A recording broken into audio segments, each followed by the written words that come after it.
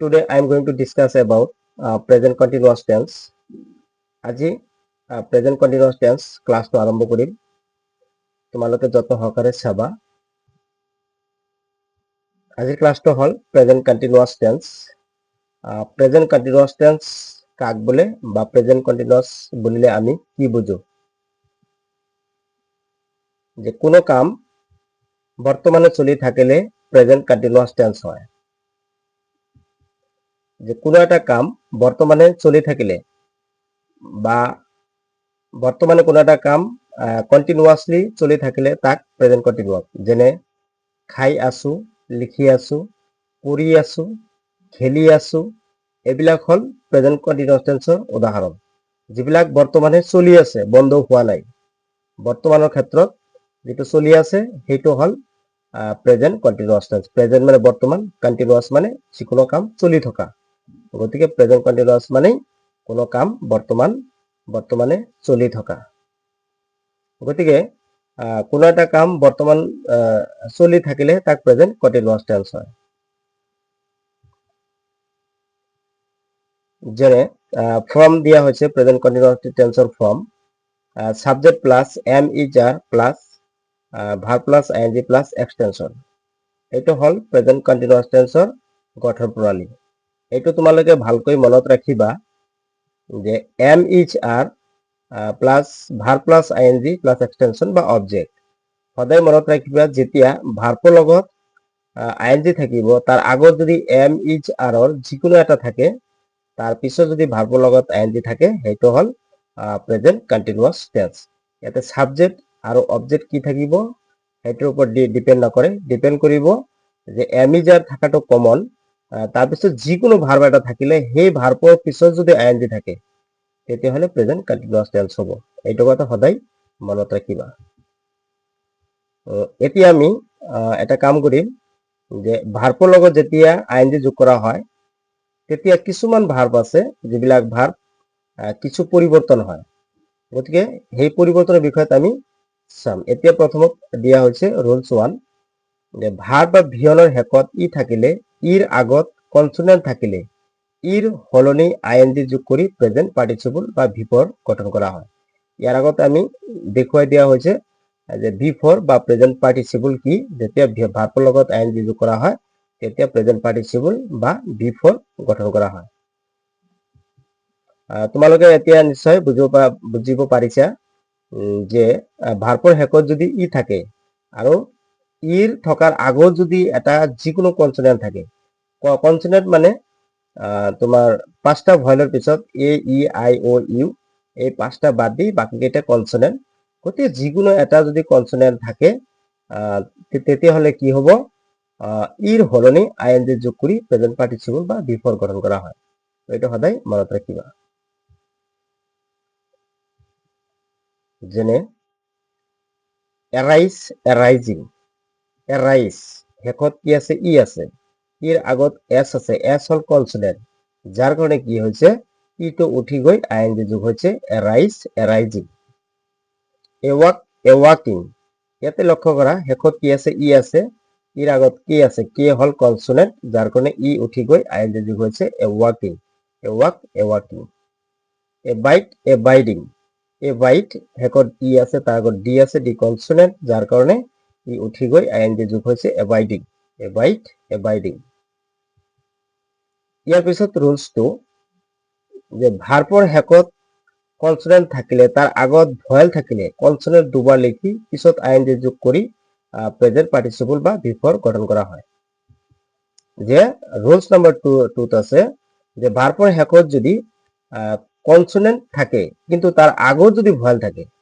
ভাৰ্বৰ শেষত কনসোনেন্ট আছে, যিকোনো এটা কনসোনেন্ট হ'ব পাৰে, কিন্তু তাৰ আগত যিকোনো এটা ভয়েল যদি থাকে তেতিয়াহলে শেষত যিটো কনসোনেন্ট থাকিব সেইটো দুবাৰ লিখিব লাগিব, তাৰ পিছত আইএনজি যোগ কৰিব লাগিব। যেনে V1 V4 বিগেট, বিগেটিং, ইয়াতে লক্ষ্য কৰা শেষত কি আছে, টি আছে, টিটো হল এটা কনসোনেন্ট কিন্তু তাৰ আগত ই আছে, ইটো হল ভয়েল, যাৰ কাৰণে কি কৰা হৈছে টিটো দুবাৰ লিখা হৈছে, তাৰপিছত আইএনজি যোগ কৰা হৈছে, বিগেট, বিগেটিং। এনেকুৱা শব্দ যদি তোমালোকৰ থাকে এনেকুৱা ধৰণৰ যদি শেষত টি আছে কনসোনেন্ট আছে তাৰ আগত ভয়েল আছে তেতিয়াহ'লে শেষৰ কনসোনেন্টটো দুবাৰ লিখি আইএনজি যোগ কৰিব লাগিব ইয়াত কেৱল কেইটামান ওয়ার্ড দিয়া হৈছে বা ভার্ব দিয়া হৈছে বেট বেটিং শেষত টি আছে আইএনজি যোগ হৈছে বেটিং বিট বিডিং ডি আছে তাৰ আগত ভয়েল আছে গতিকে ডি দুবাৰ লিখি আইএনজি যোগ কৰা হৈছে বিট বিডিং তাৰপিছত ৰুলস 3 আছে যদি ভাৰ্বৰ শেষত আইএনজি থাকে তেন্তে আইই থাকে তেন্তে প্ৰেজেন্ট পাৰ্টিচিপল বা ভি4 বনাবলৈ আই ওয়াইলে হলন কৰি তাৰপিছত আইএনজি যোগ কৰা হয় যদি ভাৰ্বৰ শেষত যদি কোনো এটা ভাৰ্বৰ শেষত যদি আইই থাকে তেতিয়াহ'লে আইএনজি কৰাৰ সময়ত আইই উঠাই দি তাৰ ঠাইত ওয়াই লিখিব লাগিব ওয়াই লিখাৰ পিছত আইএনজি যোগ কৰি প্ৰেজেন্ট পাৰ্টিচিপল বা ভি4 গঠন কৰিব লাগিব যেনে লাই লাইং লাই শেষত আইই আছে এই আইই উঠি গৈ কি হৈছে ওয়াই হৈছে তাৰপিছত আইএনজি যোগ হৈছে লাই লাইং টাই টাইং ডাই ডাইং নিশ্চয় এনেকুৱা তোমালোকে ওয়াৰ্ড বিলাক পাইছা কেতিয়াবা লাইং টাইং ডাইং ক'ৰ পৰা আহিছে লাই টাই ডাইৰ পৰা আহিছে গতিকে তোমালোকে নিশ্চয় বুজিব পাৰিছা যে কিছুমান ভাৰ্বৰ শেষত কেনেকৈ আইএনজি যোগ হয় এতিয়া আমি বেসিক যেটো প্ৰেজেন্ট কন্টিনিউয়াস টেন্সৰ বিষয়ে আলোচনা কৰিম যে প্ৰেজেন্ট কন্টিনিউয়াস টেন্সৰ যেটো আগতে লিখা হৈছে যে subject plus am is are plus verb NG verb plus ING plus extension বা অবজেক্ট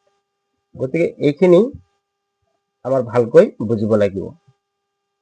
ইয়াতে এটা বস্তু লক্ষ্য কৰা যে আইৰ লগত সদায় এম বহে আই যদি সাবজেক্ট থাকে তেতিয়া তাৰ লগত এম আহিব উই ইউ দে এটা যদি সাবজেক্ট থাকে তাৰপিছত আৰ আহিব হি সি ইট যদি সাবজেক্ট থাকে তাৰপিছত ইজ আহিব সদায় মনত ৰাখিবা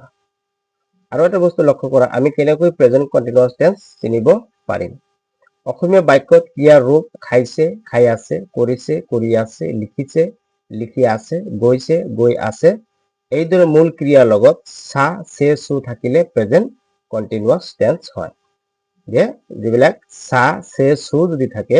তেতিয়াহ'লে সেইবিলাক কি হ'ব প্ৰেজেন্ট কন্টিনিউয়াস টেন্স হ'ব যেনে এ number the boys are playing in the park ল'ৰাবোৰে পাৰ্কত খেলি আছে ইয়াতে এটা বস্তু লক্ষ্য কৰা তোমালোকে এটা বস্তু লক্ষ্য কৰা যে are playing আছে এতে আৰটো কিন্তু কমন আছে এম ইজ আৰৰ কিন্তু এই তিনটা কিন্তু কমন থাকিব লাগিব এই তিনটাৰ যিকোনো এটা থাকিব লাগিব তাৰপিছত যিটো ভাৰ্ব আহিব এই ভাৰ্বৰ লগত আইএনজি থাকিব লাগিব এনেকুৱা যদি থাকে তেতিয়াহ'লে বুজিব পাৰিব লাগিব যে এইটো প্ৰেজেন্ট কন্টিনিউয়াস টেন্সৰ উদাহৰণ বা প্ৰেজেন্ট কন্টিনিউয়াস টেন্সৰ বাক্য গতিকে ইয়াতে লক্ষ্য কৰা দা বয়েজ আৰ প্লেইং আৰ আছে তাৰপিছত ভাৰ্বৰ লগত আইএনজি আছে প্লে হল ভাৰ্ব তাৰ লগত আইএনজি আছে playing R playing in the park ল'ৰাবোৰে পাৰ্কত খেলি আছে the baby is crying the baby hall subject তাৰপিছত ইজ হল এম ইজ আৰৰ ইজ আৰু ক্ৰাইং ক্ৰাইৰ শেষত আইএনজি যোগ হৈছে ক্ৰাইং গতিকে দা বেবি ইজ ক্ৰাইং কেঁচুৱাটো কান্দি আছে the birds are flying in the sky the birds আছে তাৰপিছত কিন্তু আৰ আহিছে আৰৰ পিছত ফ্লাইং আছে ফ্লাইৰ শেষত আইএনজি আছে আৰ ফ্লাইং এৰ ওপৰত ডিপেন্ড কৰি আমি বুজিব পাৰিছো যে এইটো প্ৰেজেন্ট কন্টিনিউয়াস টেন্সৰ উদাহৰণ ইন দা স্কাই চৰাইবোৰ আকাশত উৰি আছে ৰুলস 1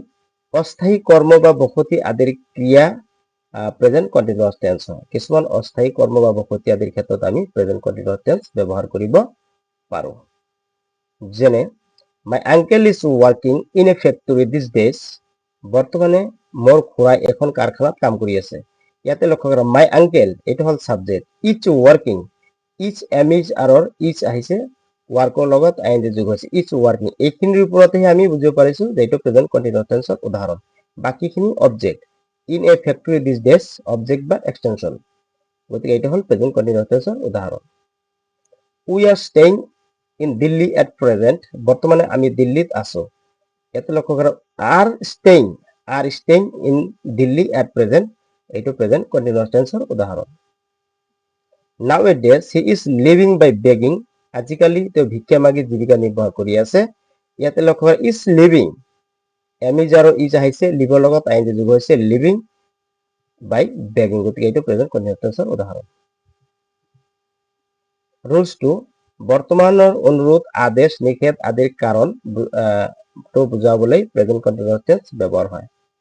যেনে please wait a bit I am coming অনুগ্ৰহ কৰি অলপ ৰ'ব মই আহি আছো এম কামিং আই যেহেতু আহিছে তাহলে এম আহিছে কামিং এম কামিং কামৰ লগত আইএনজি যোগ হৈছে যাৰ কাৰণে এম কামিং এইখিনি হল প্ৰেজেন্ট কন্টিনিউয়াছ টেন্স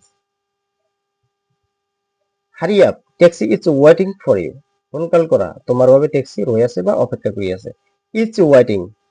ৱেটিং এইখিনি হল প্ৰেজেন্ট কন্টিনিউয়াছ টেন্স গতিকে এইখিনিৰ পৰা আমি বুজিব পাৰিছো এই সেন্টেন্সটো প্ৰেজেন্ট কন্টিনিউয়াছ টেন্সৰ উদাহৰণ don't stop me I am doing my homework মোক আমনি নিদিবা মই মোৰ ঘৰৰ কাম কৰি আছো আই এম ডুইং এইখিনি হল যে এম ইজ আৰু এম আহিছে ভাৰ্বৰ লগত আইএনজি যোগ হৈছে ডু হল ভাৰ্ব তাৰ লগত আইএনজি যোগ হৈছে doing am doing my homework মোক আমনি নিদিবা মই মোৰ ঘৰৰ কাম কৰি আছো ৰুলছ নম্বৰ 3 তৎকালীন ভৱিষ্যত অলপতেই কোনো কাম কৰা হ'ব বুজাবলৈ প্ৰেজেন্ট কন্টিনিউয়াছ টেন্স ব্যৱহাৰ কৰা হয় সেন্টেন্সটো হ'ব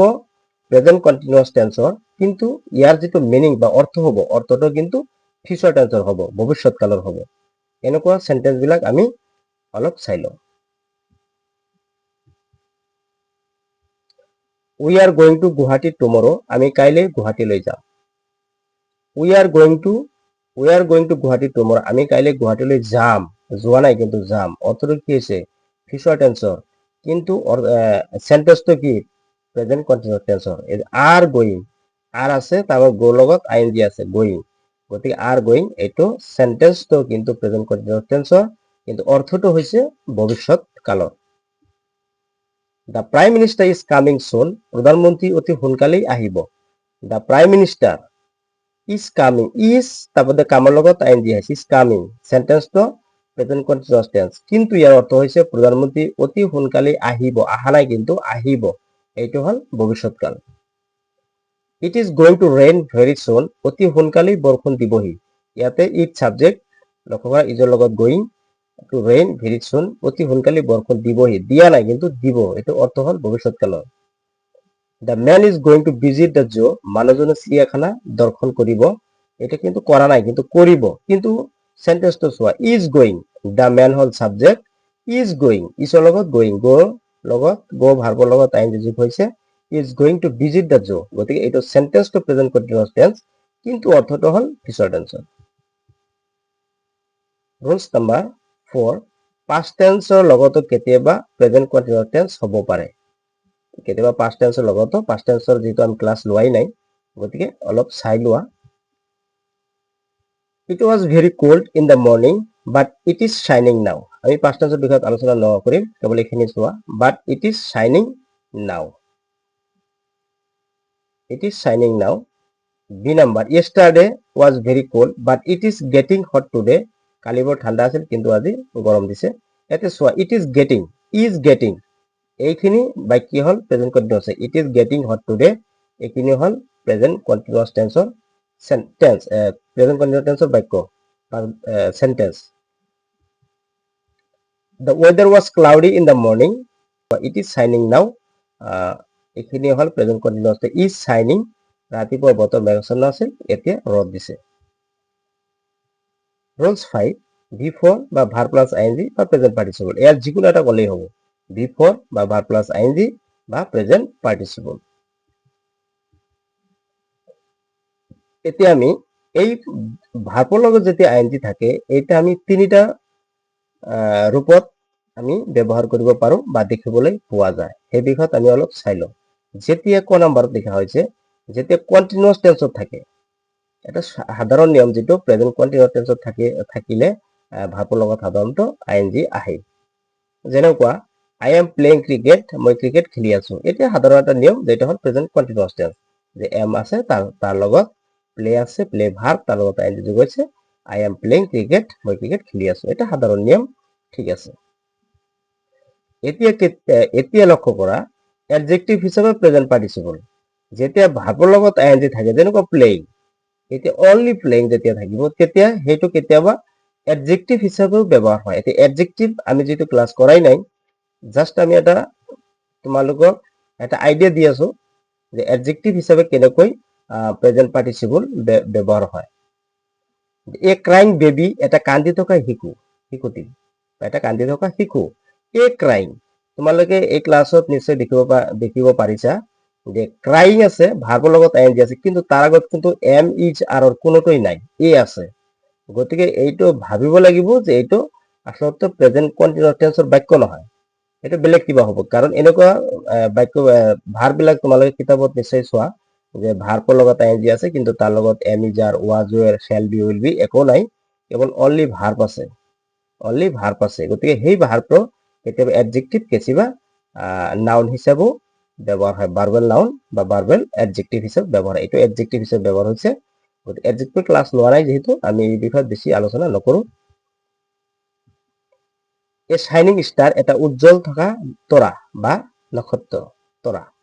এ শাইনিং ষ্টাৰ, এ শাইনিং, শাইনিংৰ লগত কিন্তু এম ইজ আৰ নাই, গতিকে এইটো তোমালোকে নিশ্চয়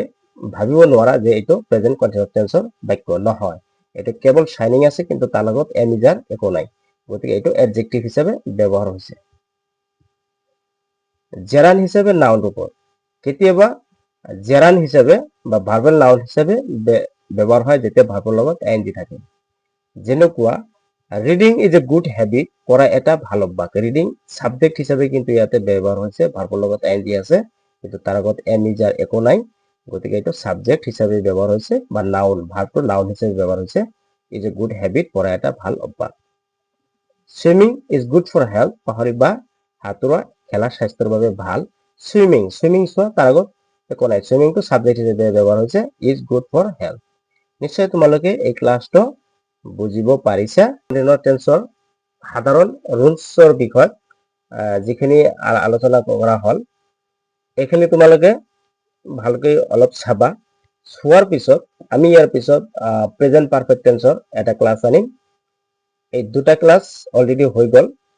প্ৰেজেন্ট ইনডিফিনিট টেন্স আৰু প্ৰেজেন্ট কন্টিনিউয়াস টেন্স।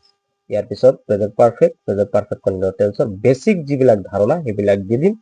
ইয়াৰ পিছত আমি এডভান্স লেভেলৰ ক্লাছ আনিবলৈ চেষ্টা কৰিম। I hope all of you understand better. Thank you very much for watching this video.